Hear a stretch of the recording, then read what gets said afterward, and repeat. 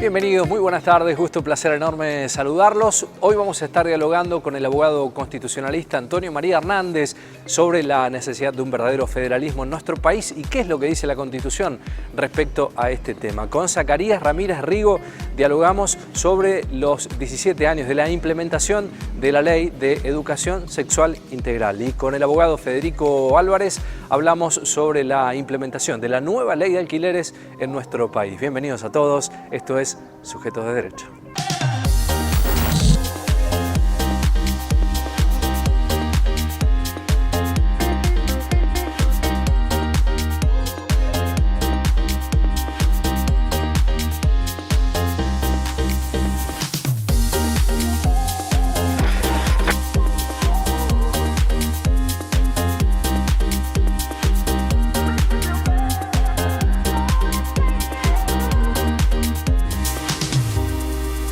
Los aspectos financieros y económicos del federalismo en la Argentina. Vamos a dialogar con el abogado constitucionalista Antonio María Hernández sobre la cuestión a la luz de la reforma constitucional del año 1994 y también considerar lo acontecido con su vigencia hasta la actualidad y finalmente sobre la necesidad imperiosa de cumplir el proyecto federal de ley suprema. Hablamos de una estructura que no es federal en la Argentina, ¿no? Hace tiempo, con una distribución que no es equitativa, un país más parecido al unitarismo, ¿no? Lo que se ve en los últimos años, lamentablemente. Y usábamos un artículo muy importante que tuvo que ver también con la reforma constitucional respecto a la potestad que tienen las provincias de manejar los recursos, el famoso artículo 124, el federalismo económico, doctor. Así es, Ezequiel. En primer lugar, felicitaciones por tener un programa destinado a un tema clave para el futuro argentino como es el federalismo. Acá hay que situarse en el contexto de la gran reforma constitucional de 1994 que tuvo como una de sus ideas fuerza precisamente profundizar la descentralización del poder en tres grandes capítulos. El primero destinado específicamente al federalismo en sus diversos aspectos, sobre este tema volveré. En segundo lugar, el reconocimiento del gran principio de la autonomía municipal, que es clave para una república federal.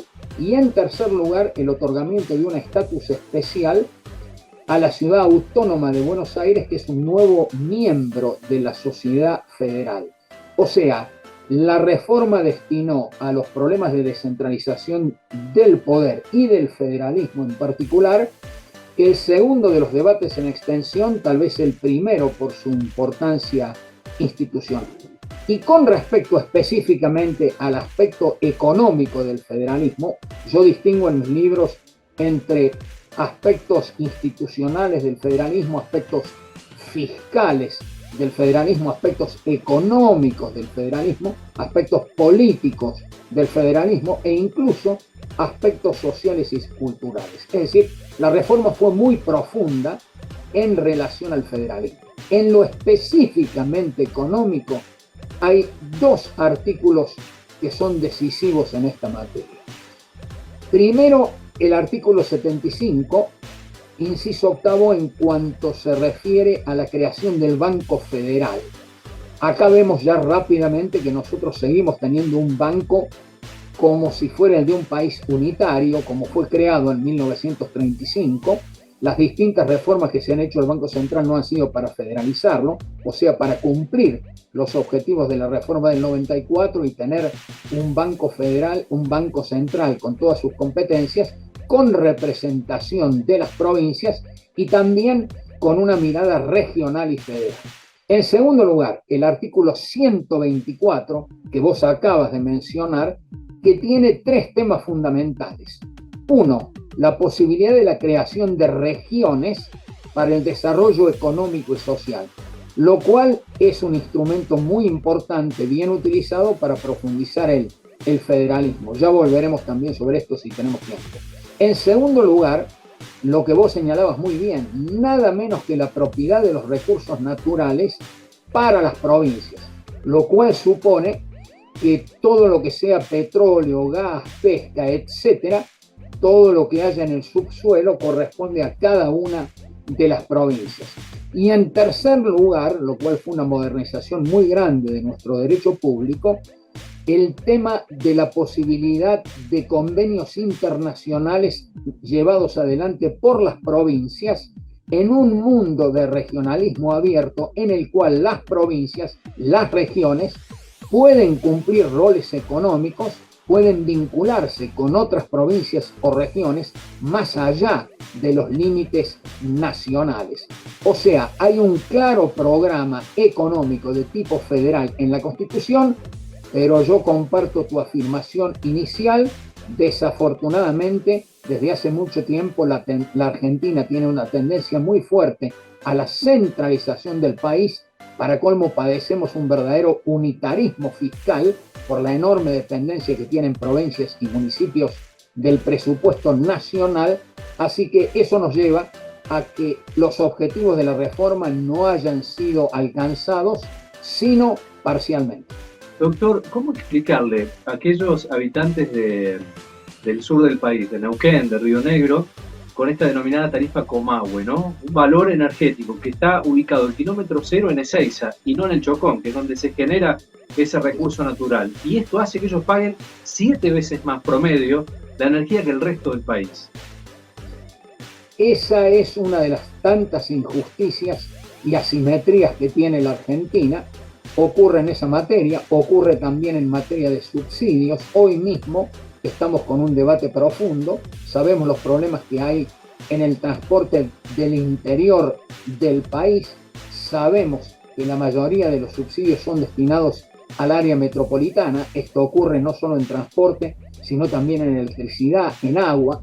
Sabemos que se había comenzado el proceso, por ejemplo, para que dejaran de ser responsabilidad del presupuesto nacional las 2 empresas que prestan servicios en el área metropolitana y en la ciudad de Buenos Aires, como Edenor y Edesur, en materia de electricidad. Y lo propio ocurría con AISA, que hace lo propio en materia de agua. Desafortunadamente, este actual gobierno, con un criterio pero crudamente centralista, volvió el camino que se estaba recorriendo, que era mucho más federal, porque es evidente que esos servicios deben ser afrontados por la provincia de Buenos Aires y por la ciudad autónoma de Buenos Aires. No puede ser que haya este tipo de diferencias en el país, pero esto es consecuencia del centralismo que importa una muy grave violación de la Constitución. Así que en este tema de lo que significa la débil cultura de la Constitución y de la legalidad es en lo que hay que trabajar. Yo veo como muy pocos debates en torno a esta materia. Menos mal que han reaccionado los diputados nacionales por Córdoba en esta materia. Hoy mismo está indicado en la prensa del día de la fecha, el reclamo que están haciendo por el tema del transporte. Pero de lo contrario tendremos paro de 3 días la semana que viene. Así que en definitiva, no hay ningún otro camino, y esto debería ser lo más importante para exigir rumbo a 2023 que los partidos políticos y los candidatos presenten plataformas muy claras, muy precisas sobre qué van a hacer con respecto al cumplimiento de la Constitución para federalizar en serio la Argentina. Pausa, la primera en el programa. A la vuelta vamos a estar hablando de ley de alquileres. Ya venimos.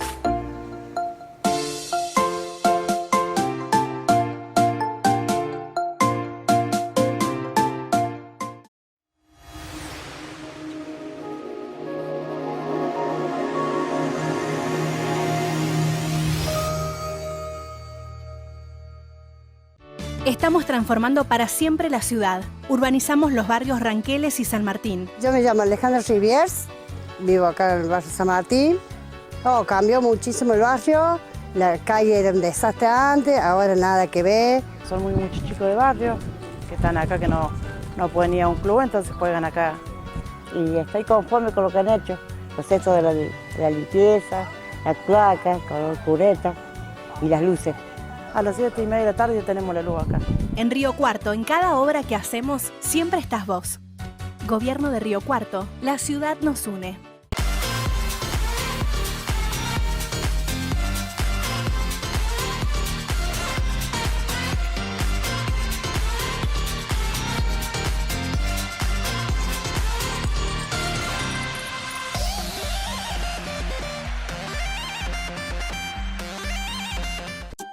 En Veterinaria Mendieta nos ocupamos de tu mascota y le damos toda la atención que necesita. Clínica, accesorios, peluquería, alimentos balanceados, ecografías. Veterinaria Mendieta, el mejor premio para tu mascota. El 99% de los incendios son causados por el hombre. No tires colillas desde el auto. No enciendas fogatas ni dejes brasas encendidas. No quemes pastizales. Conciencia de Fuego. Gobierno de la provincia de Córdoba.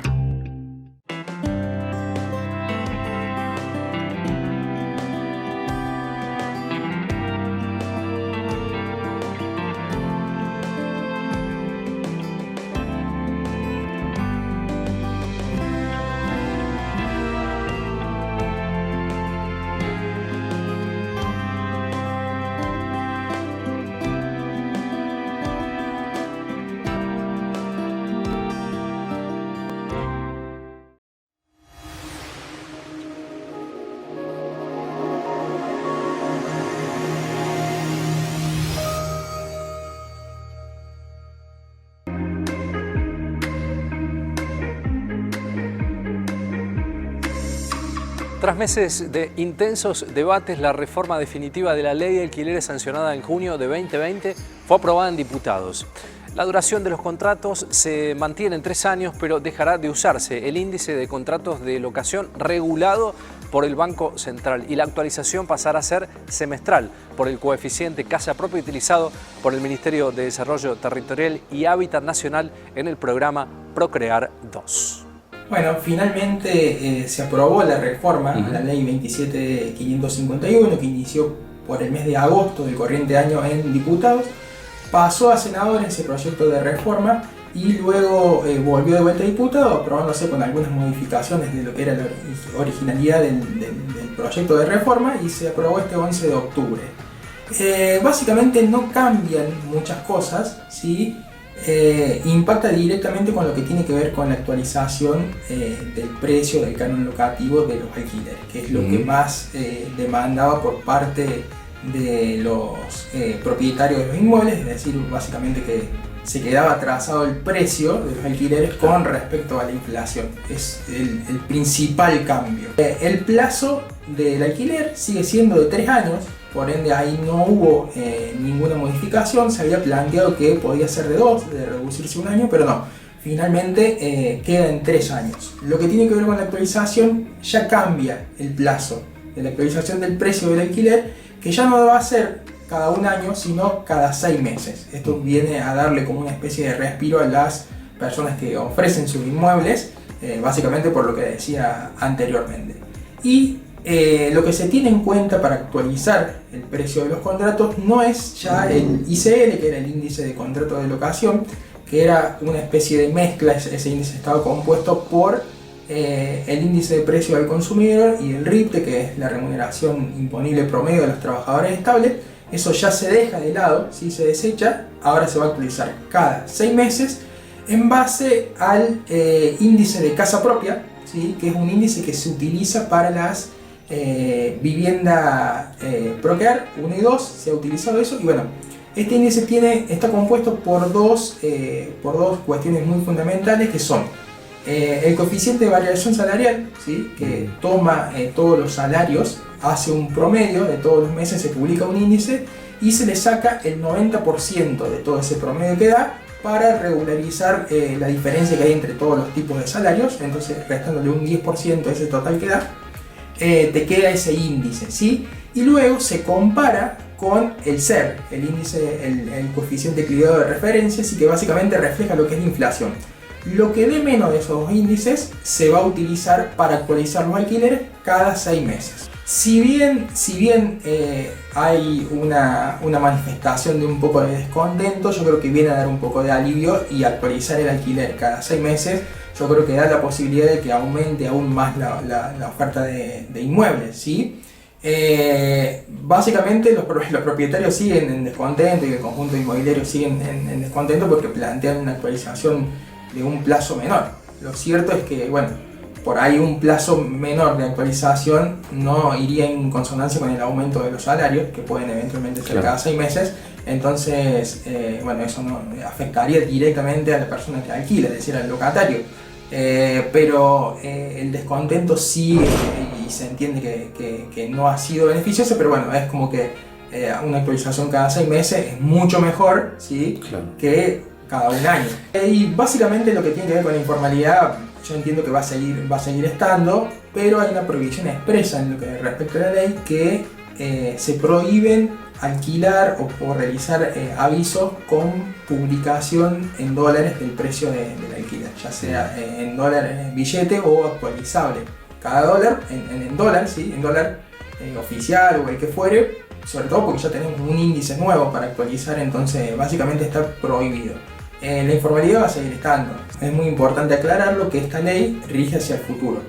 Si yo había realizado un contrato de locación en el mes de agosto del corriente año, ¿sí? 2023, voy a seguir teniendo la actualización cada un año y en base al índice de contrato de locación. Es decir, no modifica, salvo que las partes resuelvan ese contrato y decidan aplicar la ley nueva, que es básicamente la reforma. Básicamente realizando una comparación en un contrato desde la fecha hacia 3 años, ¿sí? Si utilizamos los dos índices, es decir, el ICL y la actualización anual, y este índice nuevo de casa propia con la actualización cada 6 meses, básicamente la persona que alquila terminaría pagando con la reforma una diferencia de 2 alquileres y medio de más. Y una aclaración que si eso se hubiera ajustado, insisto, hace 3 años, en base a la inflación, estaría pagando una diferencia de 11 alquileres y medio. Hay mucha diferencia, ahí se nota la diferencia en base al ajuste de la inflación. Y yo creo que esta ley como que le da un poquito más de justicia y equilibra un poco más la relación locativa que se estaba dando, que yo creo que era muy beneficiosa para la persona que alquilaba, ¿sí? Para el locatario, para esa gente que necesita alquilar. Perjudicaba bastante al locatario, es decir, a quien oferta su inmueble.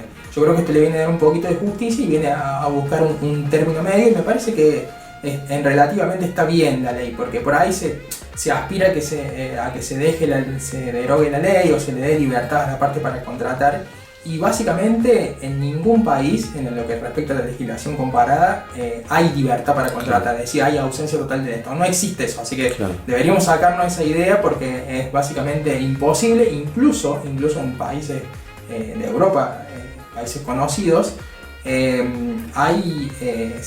pena la vivienda vacía, ¿sí? Se paga un impuesto en base a quien tiene una vivienda vacía destinada para que las personas habiten ahí. Si no la alquila, paga un impuesto, una renta mensual, donde se lo tiene que abonar al Estado por el impuesto a la vivienda vacía. Básicamente el problema de esto es el contexto económico, inflacionario para ser más preciso, que insisto, si la inflación sería de un dígito, como para poner un ejemplo que sucede en otros países, no se habla de eso, ¿sí? Estaríamos hablando del plazo, si es de 2, de 1, de 3 años, pero no de la actualización, porque sería algo irrelevante, sobre todo porque lo que afecta directamente es el monto que se paga, ¿sí? La inflación afecta directamente eso, y bueno, una de las partes termina siendo perjudicada, porque si claramente el monto que se paga beneficia a una de las partes, perjudica a la otra. ¿Me explico? Entonces ese es el problema básicamente de la inflación. Nos vamos a la pausa, segunda y última en el programa. A la vuelta vamos a hablar de educación sexual integral. Ya veremos.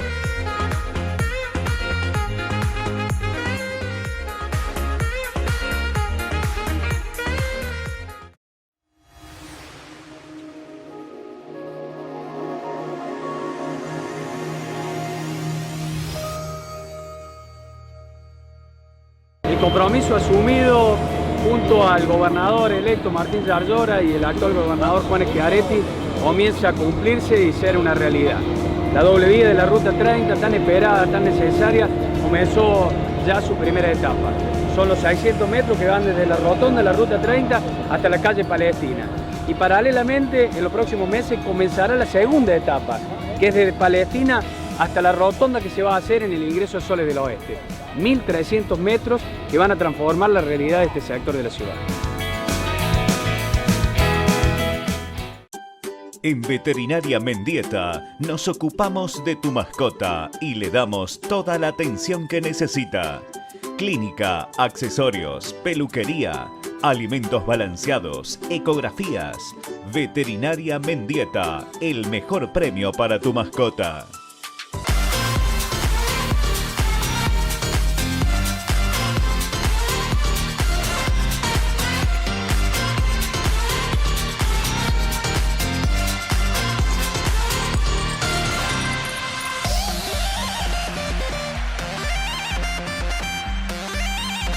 El 99% de los incendios son causados por el hombre. No tires colillas desde el auto. No enciendas fogatas ni dejes brasas encendidas. No quemes pastizales. Conciencia de fuego. Gobierno de la provincia de Córdoba.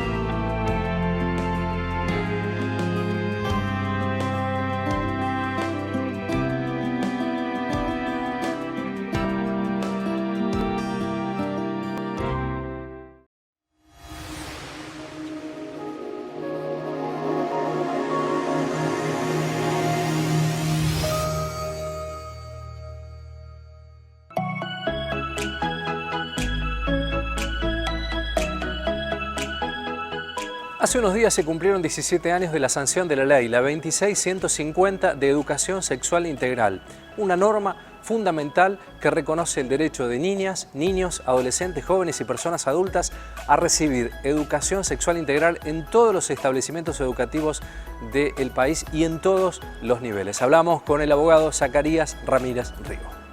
La Ley de Educación Sexual, como muy bien lo plantean, está incorporada en el 2006 en nuestra normativa y viene adjunto a un compendio de leyes que lo que traen es generar la obligación en los establecimientos educativos, públicos, de gestión pública o de gestión privada, en todos los niveles para que se eduque a las alumnas y a los alumnos en educación integral sexual. Esta ley trae un cambio de paradigma porque lógicamente tiempo atrás, y quienes cursamos estudios antes de 2006, antes de esta ley, no teníamos en la escuela una materia que fuera de educación sexual. La educación sexual se hablaba en los hogares, en la familia. Teníamos que preguntarle a nuestros padres, a nuestra mamá, a nuestro papá o a algún familiar de confianza. Y allí se generaba una diversidad de explicaciones en las cuales, bueno, por ahí no se llegaba a un conocimiento científico, empírico, y no teníamos, como bien se puede plantear, había muchos temas tabúes que no se hablaban en la familia o te decían, bueno, eso hablarlo con tu mamá. Y lógicamente el niño, la niña o el adolescente no tenía el conocimiento amplio de una educación sexual. Nosotros lo que creemos que esta ley ha traído un ámbito de discusión, de debate muy importante, porque ahora la escuela también se suma con los docentes formados en esta área, que le llaman ESI, Educación Sexual Integral, en la cual tiene 5 ejes muy importantes. Uno de esos ejes, quiero decirte que es el cuidado del cuerpo y la salud. Otro eje es reconocer la perspectiva de género. Otro es valorar la afectividad. También tenemos otro que es ejercer nuestros derechos. Y por último, respetar la diversidad. Esos son los 5 ejes que tiene esta ley, este marco normativo que ha sido incorporado por la provincia de Córdoba para poder implementarlo en todas las escuelas, vuelvo a decir, privadas y públicas de nuestra provincia. Sin lugar a dudas, Argentina es pionero en estas cuestiones porque tenemos que ser sinceros y honestos. Hay países como Rusia, donde por ejemplo la homosexualidad es un delito, u otros países donde por ejemplo el matrimonio igualitario de 2 personas del mismo sexo está prohibido, no se pueden casar. Argentina en esto ha sido amplia con estos marcos normativos y lógicamente esta ley que es la 26150 de educación sexual integral, lo que permite es abordar estas problemáticas, abordar estas temáticas de una manera donde los chicos tienen el derecho a tener una educación cierta, concreta, empírica, científica con respecto a lo que es la sexualidad. Sin lugar a dudas, este plan integral lo que trajo a las provincias es una fuerte capacitación a todo el cuerpo docente porque son ellos también los encargados, como dijimos, no solamente las familias, sino hoy los docentes cumplen un rol fundamental en la educación de estos niños, de estas niñas y estos adolescentes, en el cual los principales ejes que se pueden analizar es, por ejemplo, los derechos que tienen que ser ejercidos. Sabemos que en nuestra provincia de Córdoba, aproximadamente en el 2017, en la escuela Eva Duarte, una niña de 14 años quiso ser expulsada de la institución por estar embarazada, tomándolo como un tema, digamos, negativo, siendo que la escuela tendría que haberla acompañado, asesorado en esa situación que la chica transitaba. Hubo otros casos también donde tenemos en claro que los niños son sujetos de derecho, por lo tanto ellos tienen la necesidad y el derecho de absorber toda esta educación para que puedan tomar decisiones concretas, libres y sanas de su cuerpo, en lo que hace al respeto, que respeten su cuerpo para también respetar el del otro. Sin lugar a los temas tabúes en este eje temático son muy importantes, porque si recordamos, cuando nosotros nos explicaban o nos contaban cómo veníamos al mundo, estaba la clásica idea de la cigüeña, y hoy los chicos de 4, 5, 6, de nivel inicial, de nivel primario, tienen un conocimiento concreto de cómo se genera, digamos, la reproducción, cómo es la sexualidad, hablan de estos temas, lo debaten, y lo debaten en un ámbito obviamente acotado a su edad, ¿no? Pero digamos, son temas que en nuestra época no se hablaban porque eran tabúes o porque simplemente teníamos una formación, llamémosla curricular, en biología, en una biología sexual, pero no desde estas otras aristas donde podemos tener algunas cuestiones como la perspectiva de género, que es aceptar y respetar al otro en sus decisiones sexuales, sean tanto que le guste un chico o una chica, no generar el bullying, no generar la violencia, estas premisas como ni una menos, la igualdad ante la ley en las cuestiones de género, que son iguales tanto el varón como la nena, ¿sí? Y siempre por ahí podemos plantear algunos privilegios desde la ley, pero solo aquellos que no pueden hacer un uso y goce abusivo del mismo, que son los niños, los adultos y las personas con discapacidad, sean hombres o sean mujeres. El acceso a los derechos a la información ha sido una batalla cultural que han ganado nuestros niños, nuestras niñas, a diferencia de otras generaciones, en las cuales entendemos que esta ley ha traído mayores componentes, mayores situaciones y factores que van a influenciar de manera positiva, van a generar mayores derechos a estos chicos para que puedan ellos tomar mejores decisiones, sin discriminar, con tolerancia, con equidad, con igualdad, con romper estas barreras ideológicas de el color rosa es para la nena, el color azul es para esto, digamos, las tareas del hogar también o algunos trabajos son para el hombre, son para la mujer. Romper esas fronteras para tratar de igualar a las cuestiones de género, tanto sea hombre como sea mujer. Lo que generó esta ley es que al impartirse de manera obligatoria a nivel inicial, a nivel primario y a nivel secundario, los chicos están llevando al hogar estas temáticas, se están generando estos espacios de debate, lo cual es una invitación a los adultos a no esquivar esas discusiones, esas charlas, sea en la temática o en el color que uno le quiera o el matiz que le quiera dar, pero digamos, adentrarnos con criterios, con respeto, aceptando las diversidades. Tenemos que discutir estas temáticas con nuestros hijos, porque ellos están atravesando, ellos están creciendo y están aprendiendo. Mientras mayor información tengan, mientras mayor objetividad tengan, información científica, va a ser lo mejor para ellos para que tomen mejores decisiones, y uno como adultos tiene que acompañarlos. Final del programa, gracias como siempre por la compañía. Recuerden que este y todos los programas están cargados en nuestro canal de YouTube, nos encuentran como Sujetos de Derecho. Agradecer especialmente a Agustino, que me viste como todas las semanas en Alvear y Colón, en la ciudad de Río Cuarto. Nos reencontramos la próxima semana, domingo, 13 horas por Canal 13, para hacer Sujetos de Derecho. Gracias por la compañía.